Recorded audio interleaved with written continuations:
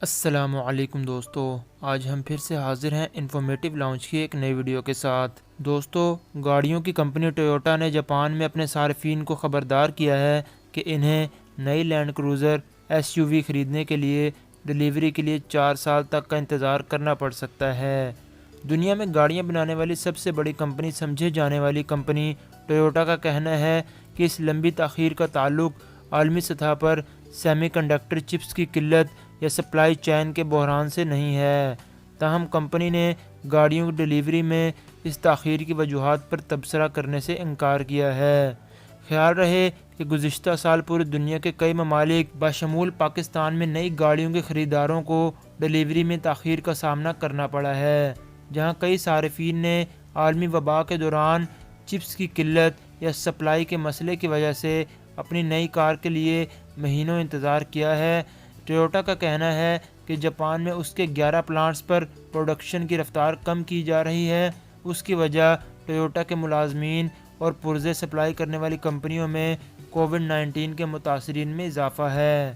ایک اور بیان میں ٹویوٹا نے کہا کہ لینڈ کروزر نہ صرف جاپان بلکہ پوری دنیا میں ایک مقبول کار سمجھی جاتی ہے۔ ہم معذرت چاہتے ہیں کہ پروڈکٹ کی ڈیلیوری میں طویل وقت متوقع ہے۔ اگر آپ ابھی سے آرڈر کرتے ہیں تو اس میں 4 سال تک کا امکان موجود ہے۔ ہم ڈیلیوری کے وقت کو کم کرنے کی کوشش جاری رکھیں گے اور ہمیں خوشی ہے کہ آپ اسے سمجھ سکیں گے۔ کمپنی نے یہ بھی کہا ہے کہ یہ تاخیر موجودہ سیمی کنڈکٹر کی قلت یا سپلائی چین کے مسئلے سے متعلق نہیں ہے۔ دوستو، لینڈ کروزر کے نئے ماڈل کی مانگ میں بڑا اضافہ ہوا ہے۔ ٹویوٹا نے درمیانی اور طویل مدت میں اس کی پروڈکشن بڑھانے پر بھی غور کیا ہے۔ ٹویوٹا نے 1951 میں لینڈ کروزرز متعارف کروائی تھی اور یہ کمپنی کی سب سے لمبی چلنے والی کار ہے۔ حالیہ مہینوں میں جنرل موٹرز، فورڈ، نسان، ڈیملر، بی ایم ڈبلیو اور رینالٹ سمیت بڑی کار کمپنیوں کی طرح ٹویوٹا کے لیے بھی گاڑیوں کی تیاریوں میں مشکلات آئی ہیں۔ گزشتہ ماہ ٹویوٹا نے اعلان کیا تھا کہ وہ جاپان میں کچھ فیکٹریوں میں کام روکے رکھیں گے کیونکہ سپلائی چین کے مسئلے کی وجہ سے اس کا کام متاثر ہوا ہے۔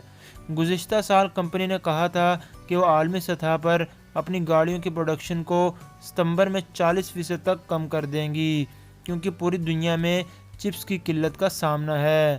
جمعے کو ٹوکیو میں ٹویوٹا کے شیئرز 2.7% تک گرے ہیں۔ یہ اعلان ایک ایسے وقت میں سامنے آیا ہے کہ جب رواں سال کے آغاز سے اب تک پہلی بار جاپان میں کووڈ کی اومیکرون قسم کے متاثرین کی تعداد تیزی سے بڑھی ہے۔ امید ہے دوستو آپ کو آج کی انفارمیٹیو ویڈیو پسند آئی ہوگی۔ ویڈیو اچھی لگی ہو تو ہمارے چینل کو سبسکرائب کرنا مت بھولیے گا اور بیل کے آئیکن پر ضرور کلک کیجیے گا تاکہ آپ کو ہماری ہر نئے آنے والی ویڈیو کا نوٹیفیکیشن مل سکے۔ بہت جلد حاضر ہوں گے ایک نئی ویڈیو کے ساتھ۔ اپنا بہت خیال رکھیے گا۔ اللہ حافظ۔